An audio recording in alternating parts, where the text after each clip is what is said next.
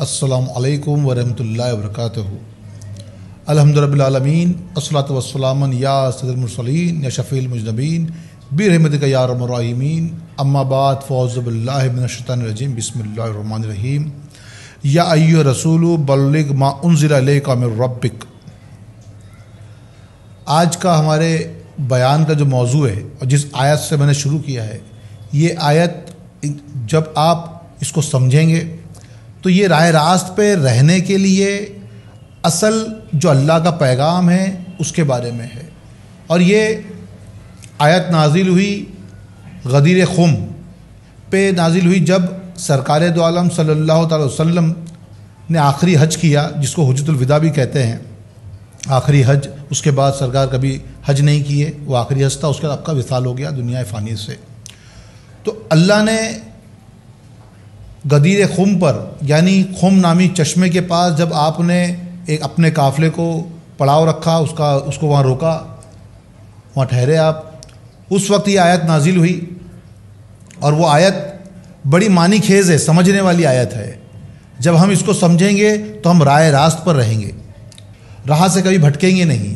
तो अल्लाह ने जो पैगाम अपने प्यारे नबी तक पहुँचाया, उनको बताया, उस बारे में ये आयत है। और आपने अल्लाह ने फरमाया कि या अय्युहर रसूलु बल्लिग मा उन्ज़िला इलैका मिर रब्बिक व इल्लम तफ़अल फमा बल्लगता रिसालता वल्लाहु यासिमुका मिनन नास इन्नल्लाहा ला यहदिल कौमल काफिरीन। अब तर्जुमा इसका ये है कि ऐ मेरे प्यारे महबूब, ऐ रसूल, जो कुछ आपकी तरफ आपके रब की जानिब से नाजिल किया गया है पहुँचा दीजिए। ये ध्यान रखिए कि ये जब आयत नाजिल हुई है तब सरकार की उम्र 63 साल की है। नबूवत का ऐलान करके 23 साल हो चुका है। 23 साल के बाद में ये आयत नाजिल हो रही है, वो आखिरी हज के वक्त में। और क्या कह रहे हैं, क्या फरमाया जा रहा है? अल्लाह क्या फरमाता है कि ऐ मेरे प्यारे रसूल, ऐ मेरे महबूब, जो कुछ आपके रब की जानिब से आप तक पहुंचा है वो आप लोगों तक पहुंचा दीजिए। तो आप सोचो कि क्या 23 साल की अरसे में अल्लाह के जो पैगामात थे, अल्लाह की जानिब से जो भी पैगाम आए, क्या हमारे नबी ने नहीं पहुंचाया है? क्योंकि वक्त तो इतना चला गया जिसमें नमाज़ें फ़र्ज़ हो गई, हज फ़र्ज़ हो गया, रोज़े आ गए, ज़कात फ़र्ज़ हो गई, और शरीयत के तमाम अहकामात, निकाह, तलाक से लेकर हर बात जो है वो पहुंचा दी गई। कि जो अल्लाह का पैगाम था, अल्लाह का हुक्म था, वो तमाम बातें पहुंचा दी गई। और लगभग पूरा कुरान भी नाजिल हो चुका है, लगभग नाजिल हो चुका है। ये आखिरी दौर की आयतें हैं। तो 23 साल हो चुके हैं जो अल्लाह की आयतें भी नाजिल होती जा रही है। अब आप ये सोचो कि फिर अल्लाह ने ऐसा क्यों कहा कि जो आप तक पहुंचा है वो पहुंचा दीजिए आपके रब की जानिब से। और अगर आपने ना पहुंचाया, जो अल्लाह की जानिब से आप तक पहुंचा है वो आपने ना पहुंचाया, तो गोया आपने अल्लाह की कोई बात पहुंचाई ही नहीं, यानी आपने नबूवत की ही नहीं, आपने अल्लाह की बात को पहुंचाया ही नहीं। और अल्लाह लोगों से आपकी जान की हिफाजत फरमाएगा। यानी आगे जब ये बात जो अल्लाह ने कही है पहुँचाने के लिए, वो पहुँचाने के बाद हो सकता है कि कुछ लोग हमारे प्यारे नबी के दुश्मन भी हो जाए। तो इसलिए अल्लाह ने कहा कि आप पहुँचाइए बात को बेफिक्री से, निडर होके, क्योंकि आपकी जान की हिफाजत अल्लाह ने ली है। और अल्लाह ने फरमाया आगे कि बेशक अल्लाह काफिरों को हिदायत नहीं देता। तो हिदायत मोमिनों को, ईमान वालों को मिलती है, काफिरों को नहीं मिलती। काफिर कौन? अब जो ऐलान होगा उसका इनकार करने वाले, अल्लाह उसके रसूल के पैगाम का इनकार करने वाले, उनके ऐलान का इनकार करने वाले जो लोग होंगे वो काफिर होंगे, और अल्लाह उनको हिदायत नहीं देता। अब पहुँचाने को कहा गया तो क्या पहुँचाया गया, क्या बताया गया, वो मेन समझना है। वहाँ पर फिर सरकार ने अपने असहाब से कहा कि एक खुतबा देना है, उसकी तैयारी करें। तो फिर झाड़ू लगाई गई, जगह साफ़ की गई, कुछ झाड़ दरख्त काटे गए, اور اس سے اور گلڑیا اس پر ڈال کر ایک ممبر تیار کیا گیا جس پر چڑھ کر ہمارے پیارے نبی خطبہ دیں گے، جو آپ کا آخری خطبہ ہے۔ اس کے بعد کبھی آپ نے خطاب نہیں کیا ہے۔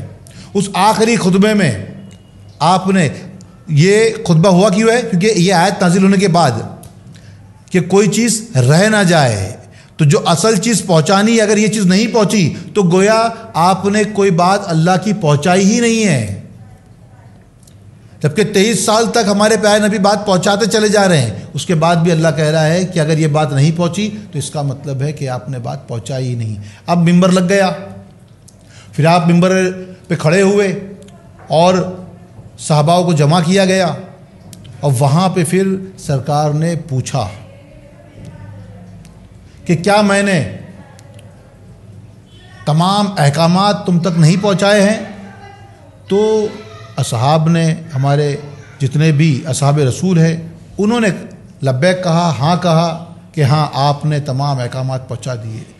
پھر سرکار نے پوچھا کہ کیا تمام شریعت کے احکامات تم تک نہیں پہنچائے؟ تو بولے ہاں پہنچا دیے۔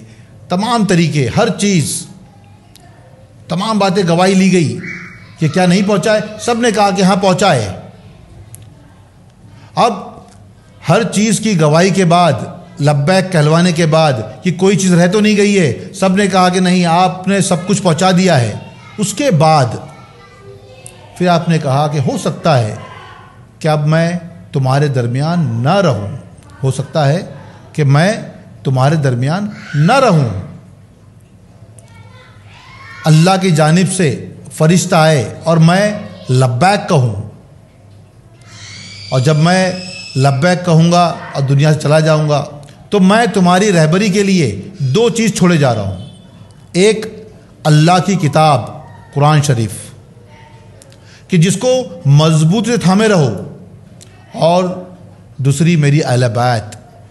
ان دونوں کو مضبوط سے تھامے رہو، اور ان کو تھامے رہو گے تو کبھی گمراہ نہیں ہوں گے۔ 2 میں سے ایک کو بھی چھوڑا تو تم گمراہ ہو جاؤ گے۔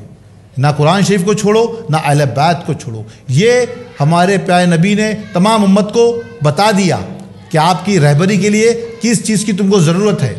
اس کے بعد آپ نے مولا علی کائنات کو اپنے قریب بلایا، اور اپنے قریب بلا کر پھر آپ نے ان کے ہاتھ کو پکڑا، اور اس ہاتھ کو بلند کر کے آپ نے اس ہاتھ کو بلند کیا مولا علی کائنات کے، اور کہا من کنت مولا فعلی مولا، جس کا میں مولا اس کا علی مولا۔ اب یہاں دیکھو اتنے سارے صحابہ موجود ہیں، اس کے درمیان میں بھی ہمارے پیارے نبی نے کیا کہا؟ اور کسی کا ہاتھ بلند نہیں کیا ہے، اہل بیت میں سے مولا علی کائنات کا ہاتھ بلند کیا اور کہا کہ جس کا میں مولا اس کا علی مولا۔ اب مولا کے معنی کوئی دوست لیتا ہے، کوئی مددگار لیتا ہے، اور اس کے اصل معنی تو آقا ہے، کیونکہ ہمارے پیارے نبی جو ہے وہ ان کو ہم اپنا دوست نہیں مانتے ہیں، ہم ان کو اپنا مددگار ضرور مانتے ہیں لیکن دوست نہیں کہتے ہیں، ہم ان کو اپنا آقا کہتے ہیں کہ وہ آقا ہے اور ہم غلام ہیں۔ کیونکہ کوئی بھی، جتنے بھی صحابی ہیں، انہوں نے کبھی یہ نہیں کہا کہ ہمارے جو دوستی ہے ہماری نبی سے، ایسا نہیں کہا ہے۔ انہوں نے تو ان کو رسول ہی کہا ہے، بھلے ہی وہ کوئی چچا ہو، کوئی بھتیجا ہو، کوئی بھائی ہو، سب کے سب نے ان کو رسول ہی کہا ہے کہ کون ہے یہ؟ تو یہ رسول اللہ ہے۔ یہاں تک کہ حضرت عائشہ صدیقہ رضی اللہ عنہا نے بھی جب بھی کوئی روایت ان سے کہی گئی ہے تو کیا کہا گیا ہے کہ انہوں نے یہ نہیں کہا کہ میرے شوہر نے کہا، انہوں نے کہا رسول اللہ نے کہا، کیونکہ انہوں نے اپنے ریلیشن کو، جو پرسنل ریلیشن کو الگ رکھا ہے، اور جو دین کا ریلیشن ہے یعنی نبی مانتے ہیں، تو انہوں نے کبھی ان کو اپنا چچا یا بھائی یا بھتیجا نہیں کہا ہے۔ تو یہاں رشتہ تو کون سا ہے؟ آقا اور غلام کا ہی ہے۔ وہ رسول ہے، وہ نبی ہے، اور ہم ان کی امت ہے، یہی رشتہ ہے ہمارا ان سے۔ تو جہاں پہ کہا گیا کہ جس کا میں مولا اس کا علی مولا، کیونکہ نبوت کے ختمے پر اب کیا آئے گی؟ ولایت کی شروعات، جہاں نبوت ختم ہوئی، کیونکہ اب اس کے بعد کوئی نبی نہیں آنے والے ہیں، تو سرکار نے تا قیامت تک کے لیے رہبری کے لیے اہل بیت کا راستہ بتایا، اور مولا علی کائنات کا ہاتھ اٹھا کر بتایا کہ میرے بعد اس امت کا کوئی رہبر ہوگا تو وہ کون ہوگا؟ وہ علی حیدر ہوگا۔ اور وہ ہاتھ اٹھا کر کہا گیا کہ جس کا میں مولا ہوں اس کا علی مولا ہے، تو یہاں پر کوئی یہ نہ سمجھے کہ دوست کہا جا رہا ہے، یہاں سمجھو کہ وہی جو ہم نبی کو مانتے ہیں، جو نبی کا درجہ دیتے ہیں، وہی ہے. کیونکہ مولا علی کائنات کا مقام جو سرکار نے بتایا ہے کہ اے علی تم سے میری نسبت وہی ہے جو موسیٰ کو ہارون سے ہے. اب آپ یہ کہیں گے کہ موسیٰ علیہ السلام اور ہارون علیہ السلام کی مثال کیوں دی گئی؟ سرکار نے جب مولا علی کائنات سے نسبت جوڑی ہے تو یہ نہیں کہا کہ بھائی ہے، موسیٰ اور ہارون کی مثال دی. کیوں؟ اس لیے دے گی کیونکہ موسیٰ علیہ السلام نبی اور ہارون علیہ السلام بھی نبی ہے، لیکن سرکار نے فرمایا کہ اے علی تم سے میری نسبت وہی ہے جو موسیٰ کو ہارون سے ہے. ہاں مگر میرے بعد کوئی نبی نہیں ہے، لیکن اگر کوئی نبی ہوتا تو مولا علی ہوتے، لیکن نبوت ختم ہو گئی تو ولایت شروع ہوئی. تو ولایت کس کی ہوگی؟ وہ مولا علی کائنات کی. کیسے ہے وہ سمجھو. جب موسیٰ علیہ السلام اپنی قوم سے کہیں دور جاتے، اپنی قوم کے پاس سے، تو اس کے بعد میں اب اس قوم کے اوپر کون امیر ہوگا، کون بڑا ہوگا؟ تو وہ ہارون علیہ السلام ہوں گے، کیونکہ موسیٰ علیہ السلام کی قوم تھی، نبی دونوں ہے، موسیٰ علیہ السلام بھی اور ہارون علیہ السلام بھی، لیکن ہارون علیہ السلام کی کوئی امت نہیں ہے، موسیٰ علیہ السلام کی امت ہے. موسیٰ علیہ السلام کی غیر حاضری میں جب وہ ظاہر میں وہاں موجود نہ ہو تو اس وقت میں وہ امت کس کا حکم مانے گی؟ وہ ہارون علیہ السلام کا حکم مانے گی. اسی لیے مثال دی گئی تھی نا کہ علی تمہاری میری مثال، تمہاری مجھ سے مثال وہی ہے جو موسیٰ کو ہارون سے ہے. تو یہاں تو ہم کو پیغام بہت دیے گئے، بہت بتایا گیا، لیکن ہم سمجھے ہی نہیں. تو اللہ نے یہ بات نہیں پہنچی ہے لوگوں تک، تو پھر یہ آیت نازل کر دی کہ اگر یہ بات تمہیں نہیں پہنچائی تو 23 سال میں جو بات پہنچائی گئی ہے یہ سمجھو کہ پہنچایا ہی نہیں. اور جب یہ کہا گیا من کنت مولا تو کہہ دیا گیا، تو پھر اس کے بعد میں پھر آیت نازل ہوئی. اب آیت جو نازل ہوئی الیوم اکملت لکم دینکم واتممت علیکم نعمتی ورضیت لکم الاسلام دینا. یعنی اب یہاں پر جو ہے کہ آج کے دن یہ دن مکمل ہو گیا. دن مکمل نہ نماز پہ ہوا، نہ روزے پہ ہوا، نہ حج پہ ہوا، نہ زکوٰۃ پہ ہوا، نہ دوسری کوئی بھی شریعت کے احکام پہ ہوا. دن مکمل ہوا مولا علی کائنات کے ولایت کے اعلان پر. اس سے پہلے دن مکمل نہیں ہوا، اور یہ اعلان کرنے سے پہلے بھی اللہ نے فرما دیا کہ آپ نے اگر اللہ کی جانب سے جو پیغام پہنچا ہے وہ نہیں پہنچایا تو پھر گویا کہ آپ نے کوئی بات پہنچائی ہی نہیں اللہ کی. تو یہ اعلان کیا، اگر یہ نہیں پہنچایا ہوتا تو اس کا مطلب ہے کہ 23 سال تک جو بھی بات پہنچائی گئی تھی وہ بات پہنچی ہی نہیں، لوگوں تک پہنچائی نہیں گئی.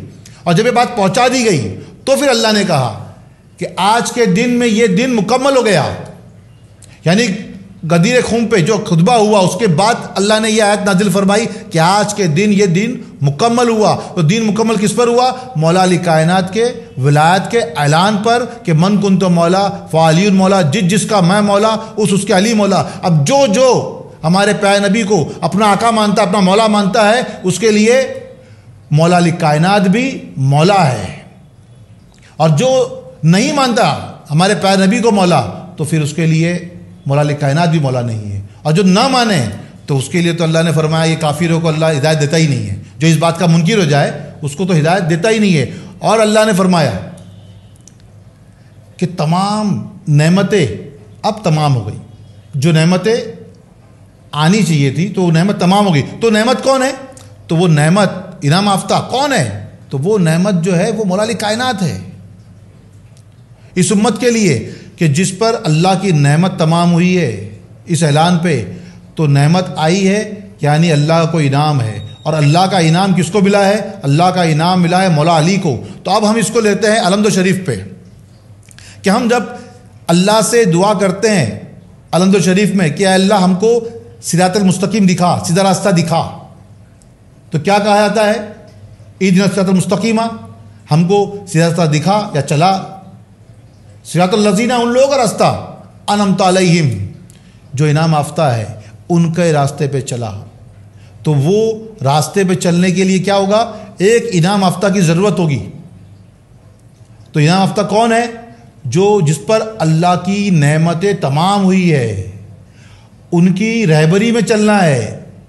ہم ہر روز ہر رکعت میں الحمد شریف پڑھ کے اللہ سے دعا مانگ رہے ہیں، لیکن جو ہمارے اللہ اس کے رسول نے بتا دیا ہے کہ دیکھ اس پر میری نعمت تمام ہوئی ہے، جب ان کا اعلان ہو گیا، ان کی ولایت کا اعلان ہو گیا تو پھر وہاں نعمت تمام ہو گئی ہے۔ اور یہ جن پر نعمت اللہ کی ہوئی ہے وہ اللہ کا انعام ان پہ ہوا ہے، وہ انعام یافتہ ہے، تو اس انعام یافتہ کی پیروی کرنے میں کیا دقت ہے؟ جب ہم مانگ رہے اللہ سے اور اللہ نے تو ہم کو بتا دیا، دے دیا، پھر بھی ہم اس کو لینے کو تیار نہیں ہیں، ماننے کو تیار نہیں ہیں۔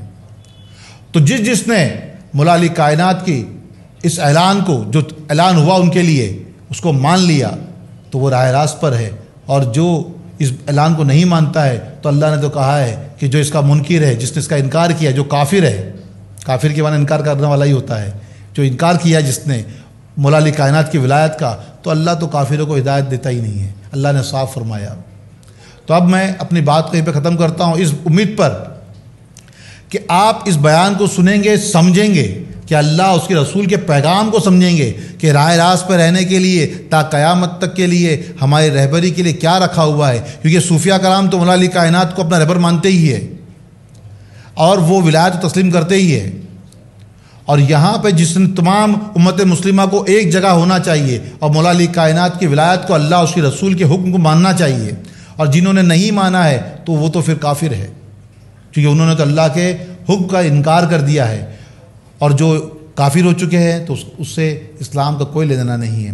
تو آپ اس بات کو سمجھیں اور غلطی سے بچیں کہ کہیں ہم سے ایسی کوئی غلطی نہ ہو جائے، کوئی نافرمانی نہ ہو جائے، نہ سمجھی کی بنا پر ہم نہ جانیں اس کی وجہ سے۔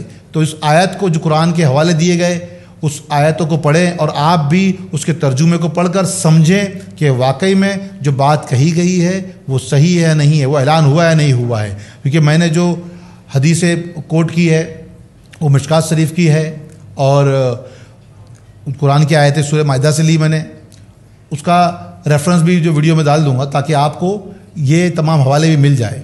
تو میں اپنی بات کو یہیں پہ ختم کرتا ہوں۔ واخر العالمین برحمتک یا ارحم الراحمین۔